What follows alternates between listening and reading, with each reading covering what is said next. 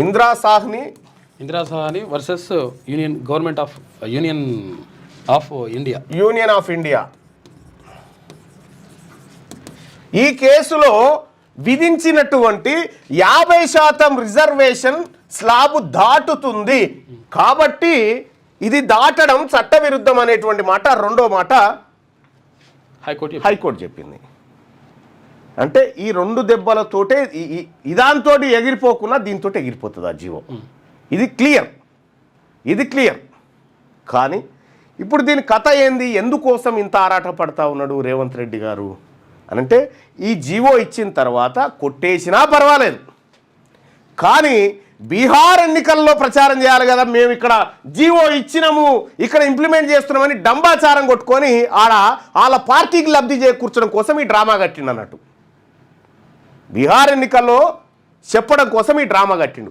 ఇదే high court Bombay high court Maharashtra ప్రభుత్వం తీసుకొచ్చినటువంటి సేమ్ ఇటువంటి జీవోనే కొట్టేసింది. ఇదే పాట్నా హైకోర్టు బీహార్ ప్రభుత్వం తీసుకొచ్చినటువంటి రిజర్వేషన్ పెంపు జీవోను పాట్నా హైకోర్టు కొట్టేసింది. ఇక్కడ కూడా 2018లో కేసీఆర్ తీసుకొచ్చినటువంటి జీవోను కూడా ప్రభుత్వం కొట్టేసింది, హైకోర్టు కొట్టేసింది.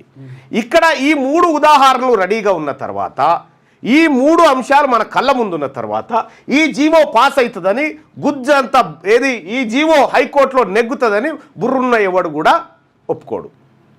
బుర్రలో నేడేవాడని ఉంటే ఇవి ఏవి మన పాలాభిషేకాలు, పాల ప్యాకెట్లు చింపి పోస్తారు. పబ్లిక్ పట్టవాడీలే ఫుల్ జనం నవ్వుతా ఉన్నారు వాళ్ళని చూసి, ఈడేంద్ర ఇంకా రాలేదు అప్పుడే పాల్గుమరిస్తుండే అనేటువంటి మాట చెప్తున్నారు.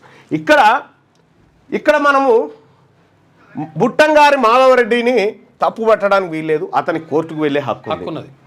కానీ రెడ్లు జీవో విడుదల చేసి రెడ్లే కొట్టుకొని రెడ్లే ఆపి, వాహ్ ఎంత అద్భుతమైన కార్యక్రమం చూసిరా ఇది.